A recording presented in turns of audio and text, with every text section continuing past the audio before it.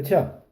बात हम बात जो हम कर रहे थे वो ये थी, जैसे कि ये जो हम कहते होते हैं जब इनकॉम्पिटेंसी इन मिलिट्री या फौज में या इस तरह से इस पाकिस्तान के लिए ठीक नहीं है ये।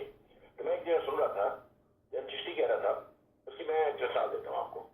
जब चिश्ती कहने लगा कि मैंने एक ब्रिगेडियर के बारे में बीइंग कोर कमांडर रावलपिंडी एक ब्रिगेडियर के बारे में कहा उसको, जनरल जाट को, गनी वजीफ आर्मी स्टाफ कि वो जो है ये he is not competent for the promotion. तो कहने लगा कि मेरी नजर में कॉम्पिटेंट नहीं था, वो जनरल बन जाता तो अच्छा नहीं होता, लेकिन जनरल जिया ने उसको प्रमोशन दी। तो मुझसे मेरा कहने का जो है वो ये कि अब जब वो जनरल बनेगा, जनरल ऑफिसर कमांडिंग जीओसी, उस पर कोर कमांडर बनेगा, तो पाकिस्तान की सॉवरेंटी, पाकिस्तान का मिलिट्री के मेजर पोस्ट वगैरह वगैरह जो है वो उसका एक हिस्सा बनता।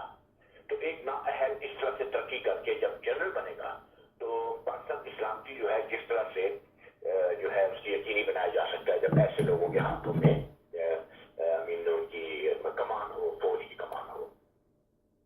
मेरा मकसद सिर्फ कहने का ये है कि एक और वाक्य मुझे सबसे याद आ रहा था। तो ये जो है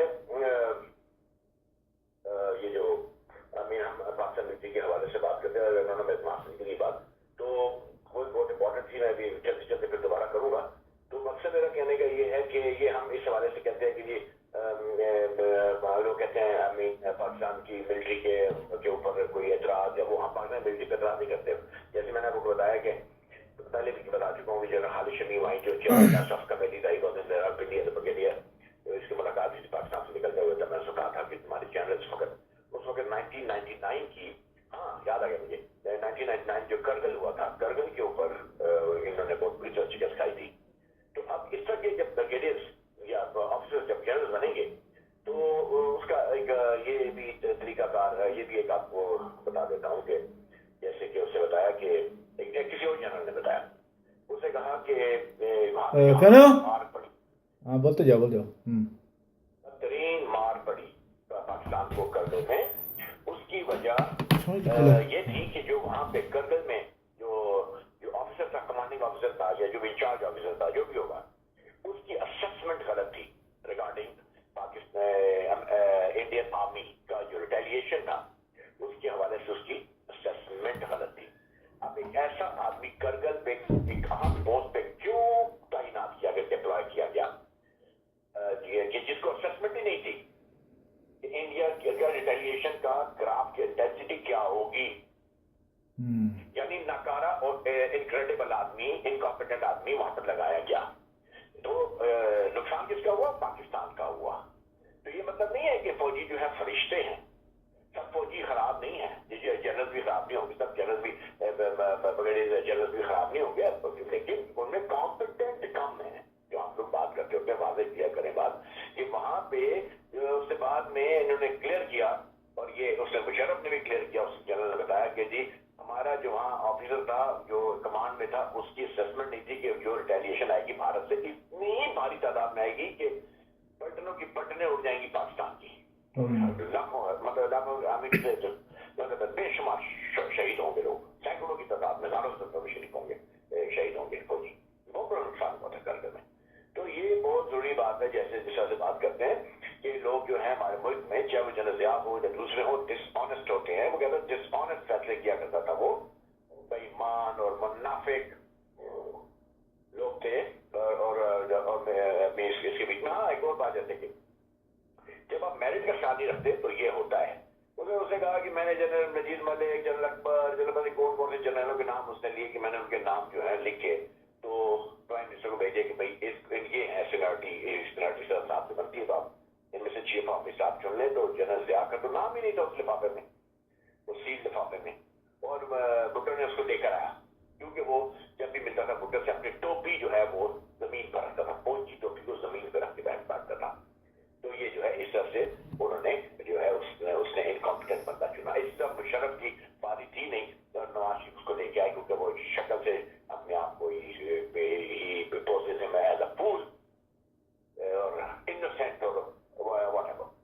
तो ये दो तीन बार जो बातें थी वाज़ेह करने वाली हैं कि पाकिस्तान मिलिट्री आज ये ये कर देंगे, हम वो कर देंगे, क्योंकि नारेबाजी स्लोगन पे कौम को लगाया हुआ है। मैं हर जगह देखता हूँ, हर जगह के ऊपर बेहुदा किस्म की और वाहियातों से ये सनसनी खेजी में पूरी कौम पड़ी हुई है, इल्यूजन में, ड्रीम्स में, प्रैक्टिकल ऑन द ग्राउंड कुछ भी नहीं है। तो मकसद कहने का ये है कि वो उस वक्त भी उन्होंने स्लोगन पे लगाया, मार खाई, और अभी भी मैं समझता हूँ कि इन्होंने पाकिस्तानी कौम को स्लोगन ज्यादा दिखा रहे हैं पाकिस्तान की मिलिट्री, और उसके बीच में जो है बात पढ़ने के ऊपर ये ना हो कि इनको फिर वो मायूसी हो।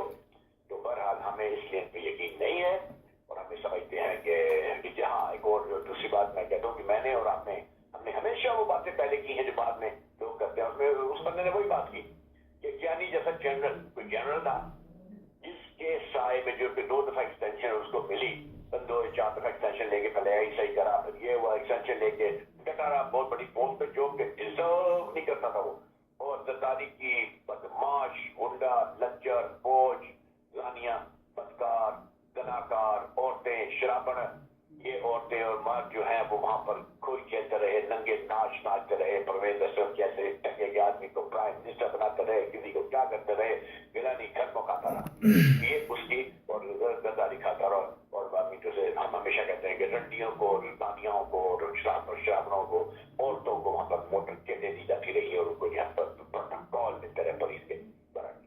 तो ये जो एक चीज थी। बाकी जो है हमें तो जैसे कभी ये दहशतगर्दी हुई आज कोयटा के बीच में, तो उसके फौरन बाद आया था हम दहशतगर्द से निमटने के लिए तैयार हैं।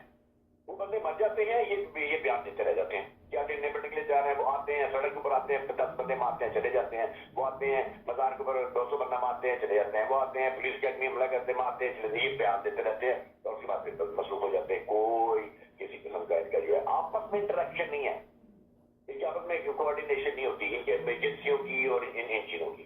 तो ये बात करना बहुत जरूरी थी। तो दूसरी बात जो है एक और मैं कहना चाह रहा था, जैसे कि ज़राए ब्लाक के हवाले से भी बात करेंगे, लेकिन मेरा मकसद कहने का ये है कि ज़राए ब्लाक की खबरें सुन के इतना मजाक लगता है, इतना इंसान सोचता है कि they are just kidding.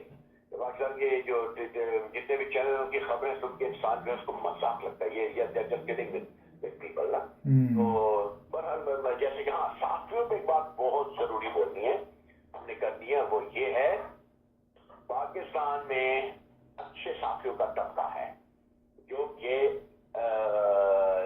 Powerless है, वो अच्छे साथी है, वो बदमत साथी है, खास तौर पर बदकर साथी है, वो कुछ करना चाहते हैं, मगर जो असल मुजरिमाने पाकिस्तान है वो मालिकाने ज़राए इब्लाग हैं, मीडिया के जो मालिकान हैं, चाहे वो चैनल हो चाहे अखबारात हो, उनके जो मालिकान हैं वो ना सिर्फ मुल्क और कौम के मुजरिम हैं बल्कि वो सहाफ़ियों के भी मुजरिम हैं। मुझे इतनी बड़ी लंबी रिपोर्ट आई जिसके पीछे बताया गया कि सहाफ़ियों को तनख्वाहें नहीं देते, सहाफ़ियों के महीनों की तनख्वाहें खा जाते हैं उनको।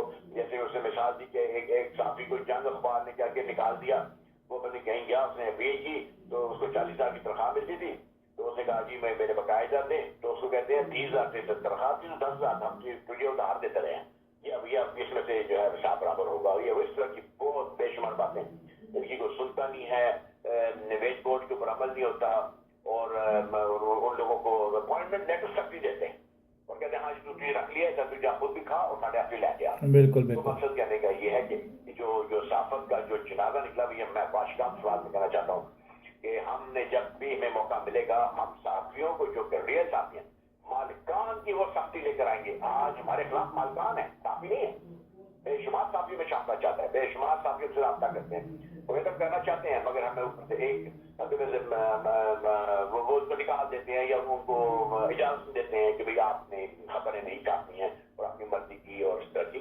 मालिकान।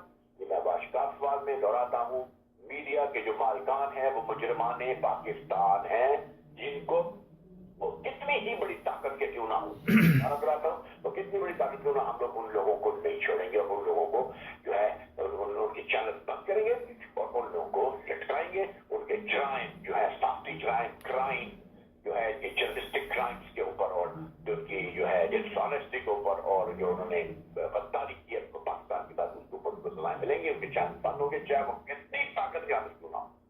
एक ये जंग बार का मालिक 4 बिलियन पर मंथ उसकी आमदनी है, तो आप आपको सोचते हो फिर भी वो तनख्वाह नहीं देता। बिल्कुल ठीक है।